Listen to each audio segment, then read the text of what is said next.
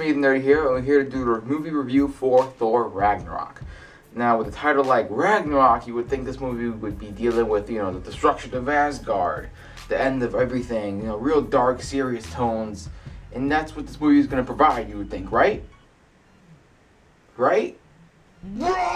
Director Taika Waititi takes a very comedic tone with this movie for the third installment of this whole Thor franchise, and you want to know, does it work?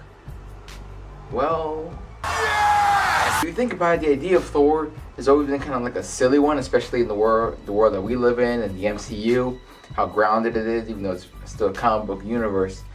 It's still somewhat grounded in a little bit in reality, and the idea of Thor and Asgard and these, space Vikings just does not really come across as the most easiest thing to swallow, you would think, but that's what she said.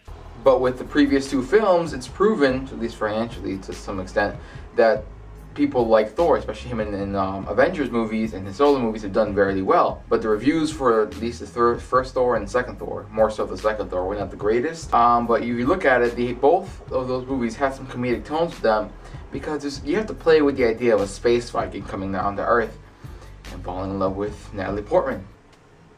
And now with this new director, Taika Waititi, again, another small director that Marvel picks up and brings over. He had done like Hunt for Wilder People and a bunch of other smaller films. So with this new director and this new tone that he's going with, which feels a lot more like Guardians of the Galaxy than it does for the first two Thor movies, but it kind of works in this way. The story of it is going to be that when Thor goes out looking for the Infinity Stones like he did at the end of Avengers Infinity War, he's going to not find anything, basically.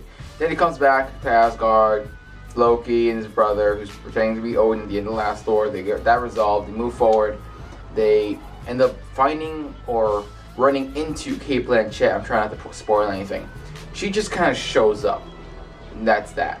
And everything just kind of goes crazy. They both get shot off into space, end up on Sakaar. She goes to Asgard, and she starts wrecking stuff over there and taking over it. And the whole movie, she's in Asgard. She never spreads to Earth or any of the other. She's in Asgard the whole time. And that's part of the plot that you end up getting to see later on as you watch the movie.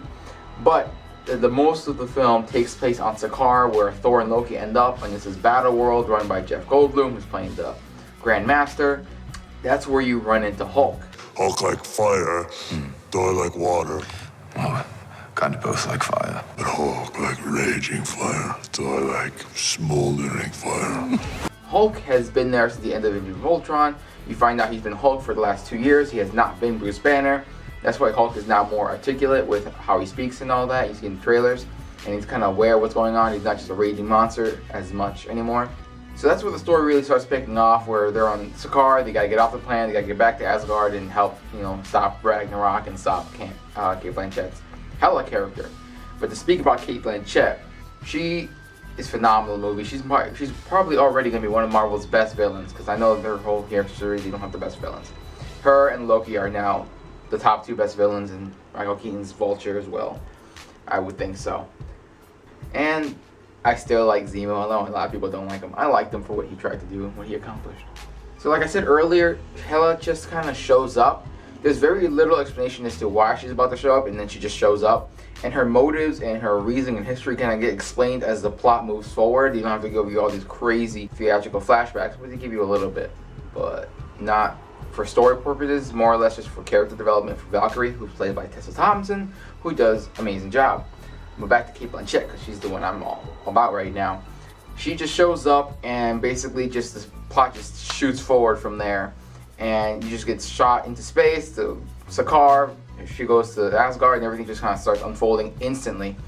And I don't want to say like it's a negative, because it was a negative. It was great to see the story picking off, but it's not saying that it also needed that, because the beginning action sequence and everything that happens in the beginning to kind of get you back into the world of Asgard and Thor and all that was an amazing set piece. This crazy action sequence, which I can't really talk about, so I won't spoil. Anyway, that was an awesome set piece set with some really awesome rock music, because it just sets the tone of this movie, which is going to be much more action-packed, much more fun, very lighthearted, deals with some heavy stuff, and it does have some actual serious consequences for the MCU moving forward. There's going to be some really big stuff happening now, or that does happen, that does change everything in the MCU, which is good to see Marvel taking big steps, getting all their ducks in a row, I guess you could say, for Infinity War.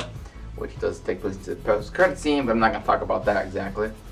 Chris Hemsworth coming back as Thor, awesome. You really get to see more of his comedic chops because even though, like I said, the first 2 Thor movies had some comedy in them, they were somewhat more serious in what they were trying to achieve, and they somewhat achieved them. I like the first Thor movie. The second one is a little This one really just goes all out comedy and action, and it just sticks with it throughout. Doesn't really waver on that. Tom Hiddleston is returning for Loki, and everybody loves Loki. They just hate that they love him so much because he's always the mischievous. He's always going to try to one-up everybody and try to get his way. And you see at this point, Thor is just so used to it. He almost expects it all the time. So he doesn't get surprised when Loki does it. And sometimes he has a little trick to get him back before Loki does something, or sometimes Loki does get the one-up on him. It's just this back and forth that they have, and it is what it is. Any negatives about the movie? I think the pacing was a little off in the beginning, and then it just kind of leveled itself out, I think, for myself.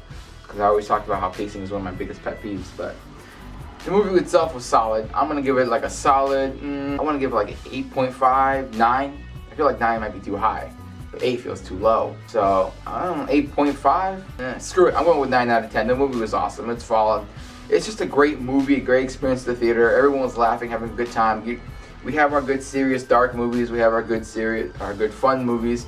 This takes this place right in the middle a little bit. It has some serious dark tones to it, but it's mostly just lighthearted and fun and just has a good time with itself. Makes a lot of references to previous Thor movies and Avengers movies, and just has a lot of fun with it. So that's the end of my review, guys. Hope you guys enjoyed the movie. Go check it out yourselves. Let in the comments down below what you thought of the movie. If you guys like to see it, if you're going to see it, if you haven't seen it, careful with the spoilers in the comments, by the way, though. That's the end of my review, guys. Hope you guys enjoyed it. Make sure you can like, comment, subscribe to my YouTube channel. And as always, remember, keep it nerdy. I'm not a queen or a monster. I'm the goddess of death. What were you the god of again?